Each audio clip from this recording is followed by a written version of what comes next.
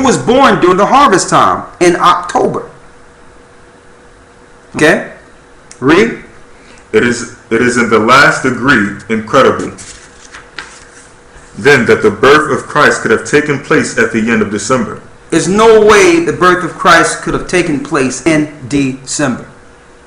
There's zero chance. So here's the problem. Not just that you're celebrating December 25th. You're celebrating in a month in which Christ could not have been born in at all.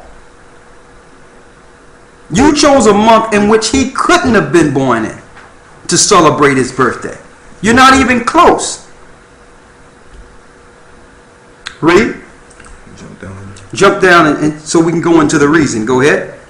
Indeed, it is admitted by the most learned and candid writers of all parties. It's admitted by major scholars. Go ahead. That the date of our Lord's birth cannot be determined, and that within the Christian church, no such festival as Christmas was ever heard of. No such thing of Christmas was ever heard of in the Christian church. Read. Till the 3rd century. Until the 3rd century, which really they talked about inside the 4th century, around 325, with Constantine and the Council of Nicaea. So there was no such thing as Christmas before the early 4th century. Read. And that not till the 4th century. And not until the 4th century, read. Was far advanced did it gain much observance. Did it gain much observance. So you mean to tell me they didn't know when Christ was born until 400 years after his birth?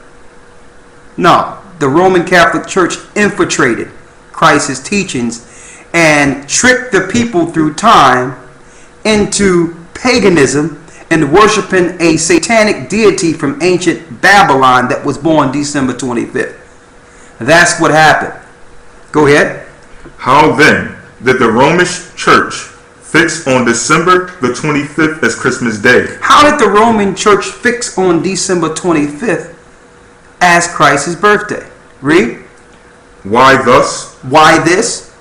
Long before the 4th century, and long before the Christian era itself. Long before the 4th century, and long before Christ's era, read. A festival was celebrated among the heathen. Hold up now.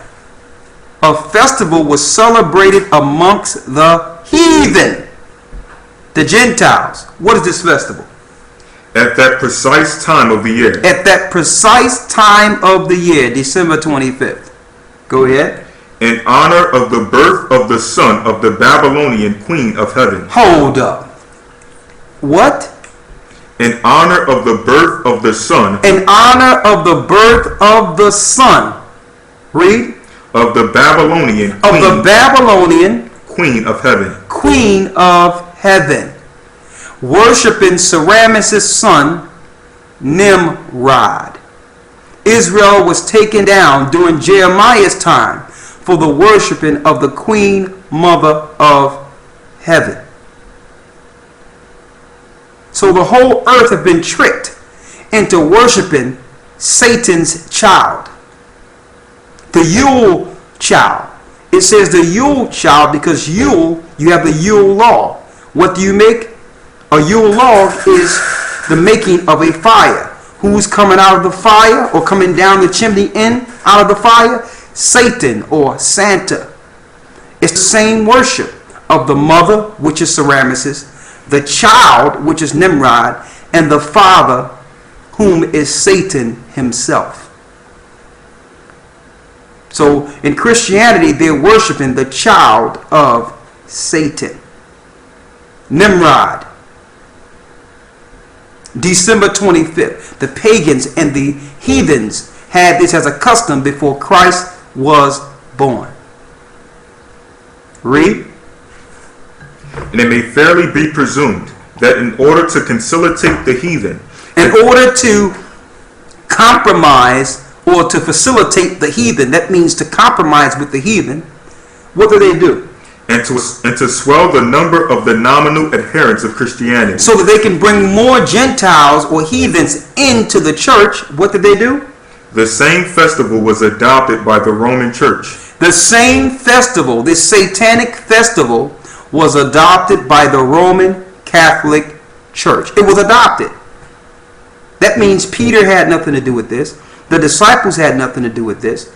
Christ absolutely had nothing to do with this. And the Most High himself had absolutely nothing to do with them instituting Christmas as a day of worship for Christ. It was adopted by the pagans. The pagans put it in there. Read. So don't say that it doesn't matter. This is, I'm doing, it's the reason for the season. Jesus is the reason for the season. And it doesn't matter. It does matter because the spirit of Nimrod and the spirit of Satan and the spirit of the so-called Babylonian queen mother of heaven comes with Christmas. So it does matter if you're worshiping Satan. Okay? Finish reading. Giving it only the name of Christ. Giving it the name of Christ. So it's the same day. They just switched the name.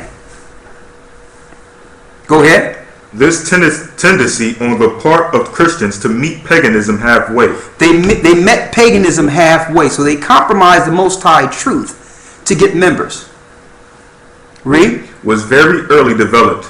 And we find Tertullian, even in his day about the year 230, bitterly lamenting the inconsistency of the disciples of Christ in this respect. So even the Tertullian, he was a brother that also was upset.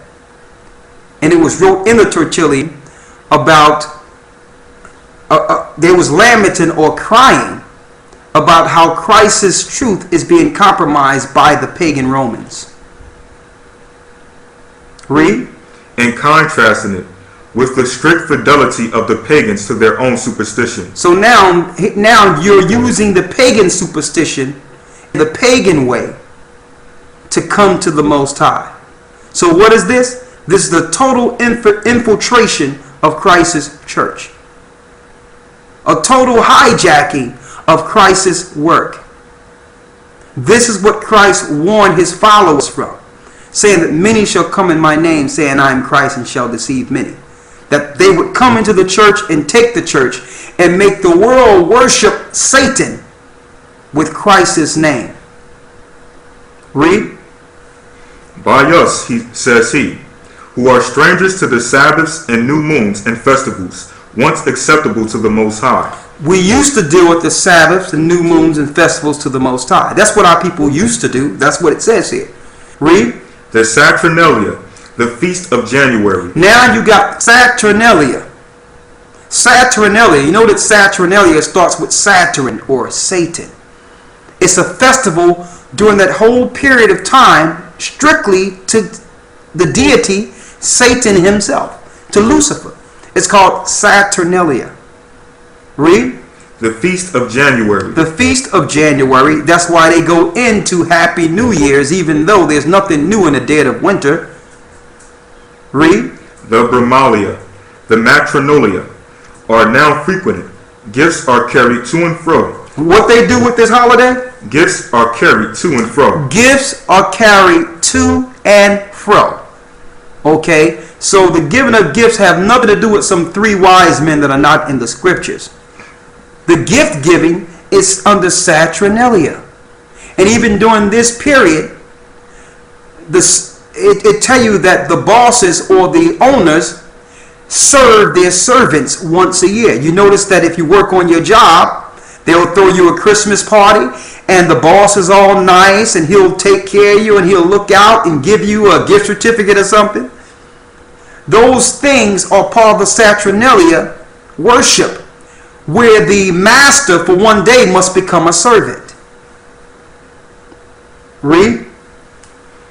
New Year's Day. New Year's Day, go ahead. Presents are made with dinner, and sports and banquets are celebrated. Hold up. Read that again. What is celebrated? New Year's Day.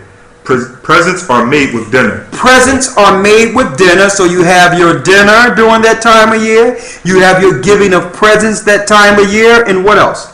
And sports and banquets are celebrated with uproar. And sports and banquets are celebrated with uproar. You notice on all these holy days, these holidays, they have your major sports with the major games on that particular day. It's no coincidence. It's the same rituals being celebrated from ancient pagan Rome. From ancient pagan Rome. From Babylon to Rome to America. Same exact thing. Read. Oh, how much more faithful are the heathen to their religion. How much more faithful are the heathen to their religion? So the heathens are more faithful to their belief and traditions than the believers of Christ. Because let me tell you, I don't care what people believe out there. Even if people don't go to church, they'll still celebrate Christmas. They'll still celebrate their holidays and their traditions. They are faithful to their superstitions and traditions. It's a part of life for them. But what about the children of Israel? Ask one of the children of Israel, when is the Passover? I mean, people will send emails. Hey, brother, when is the Passover? It was one time in our lives that we didn't ask, when is the Passover? We don't have to ask you, when is Christmas? We don't have to ask you, when is New Year? Okay? The pagans have overtaken the earth. Satan worshippers have made pagan worship a part of our natural life and tradition. Okay? It's to the point where now you hear the song and you know the song by heart and it's just in your head and you're bobbing and weaving with the song. Satan songs. Read on. Oh, how much more faithful are the heathen to their religion. How much faithful are the heathen to their religion? Read. Who take no special care to adopt no solemnity from the Christians. But yet, these pagans won't adopt anything from Christ. It's like those of Christ have to accept all this paganism that they're bringing. But they won't accept none of the customs of the Hebrews. We have to accept their Christmas. We have to accept their Easter. We have to accept their New Year's. But they don't have to accept our holy days. They don't have to accept our Sabbath. They can actually eat whatever they want to eat. They don't have to accept anything from us. So really, who did the compromising? We did the compromising. They didn't compromise.